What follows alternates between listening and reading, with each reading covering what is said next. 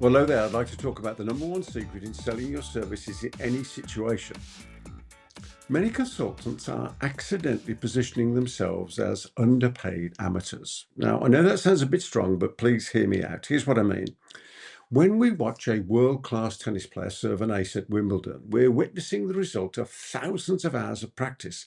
That serve didn't just happen, it was rehearsed until it became second nature.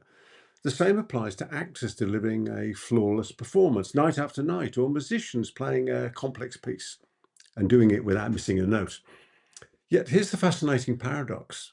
Whilst we expect these professionals to rehearse relentlessly, some consultants, coaches, speakers, trainers, and accountants, business owners often wing their most important moments, the very conversations that determine their success. There's a fabulous expression that captures this perfectly, and I love it. Amateurs practice till they get it right. Professionals practice till they can't get it wrong. So, we've heard of consultants describing their discovery calls and admitting that they were fumbling for the right words when asked about their methods, or that they were uncertain when they had to discuss the money aspect. What we're witnessing here is the difference between prepared confidence and improvised uncertainty. The irony is this, that the more that we rehearse, the more natural and relaxed we appear. It's counterintuitive, but that's exactly how magnetic presence is created. Professional performers understand something that many business professionals miss. Rehearsals don't make you robotic, they make you free. And when our core messages are so well rehearsed that they flow effortlessly, we can be fully present with our prospect rather than scrambling for what to say next. Most professionals approach their sales conversations like amateur performers. They have a rough idea of what they're going to say, perhaps some bullet points scribbled down, and they hope inspiration will strike in the moment. They believe that over preparing will make them sound scripted or inauthentic. Nothing could be further from the truth.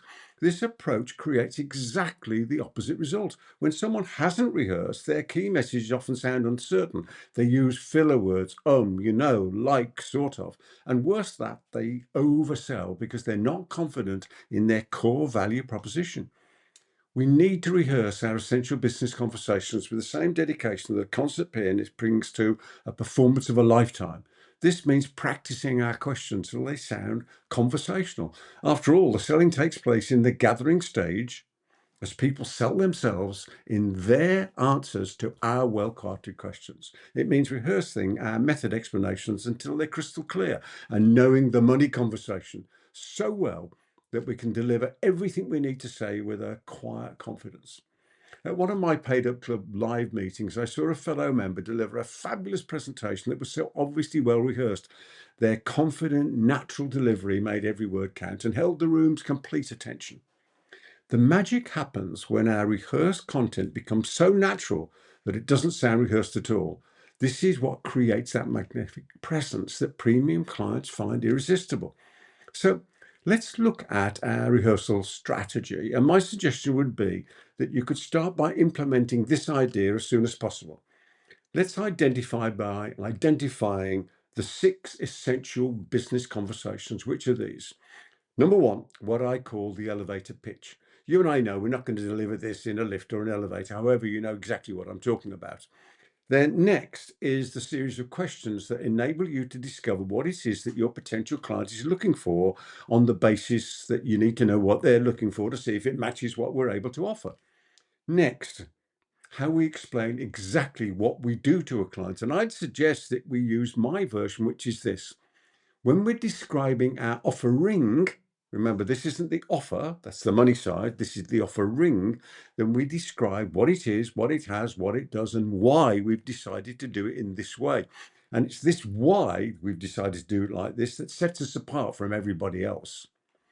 Now, the next one we need to consider is objections, and we need to consider those objection responses. And I've often found in life that so many objections aren't real objections, they're simply badly phrased questions that have been made as statements rather than questions. Somebody says, "That's expensive," rather than saying, "Oh, can you tell me how I can afford this?"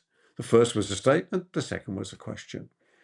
Nevertheless, we need to consider our responses. And then number 5 is conversation about the money.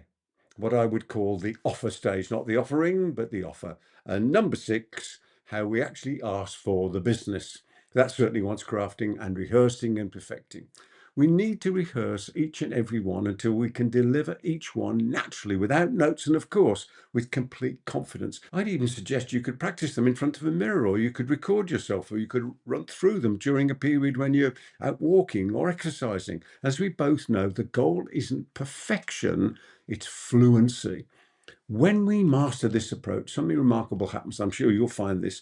Your conversion rates improve because clients sense our level of expertise through our confident delivery. Our fees can increase because rehearsed confidence commands premium pricing. And most importantly, I'm certain you'll find that sales conversations become enjoyable rather than stressful in any way. Let me take our minds back to that expression I mentioned earlier, and it's this: amateurs practice till they get it right. Professionals practice till they can't get it wrong. I wish you every success with this idea, and if you've enjoyed this video, there's plenty more of my videos around here. And if you want to be notified when I post a new one, just hit that subscriber button. I often do that, by the way. Not only hit the button, but make more videos. And in the meantime, I wish you every success in all your adventures in life. From me, Peter Thomson, until the next time, goodbye for now.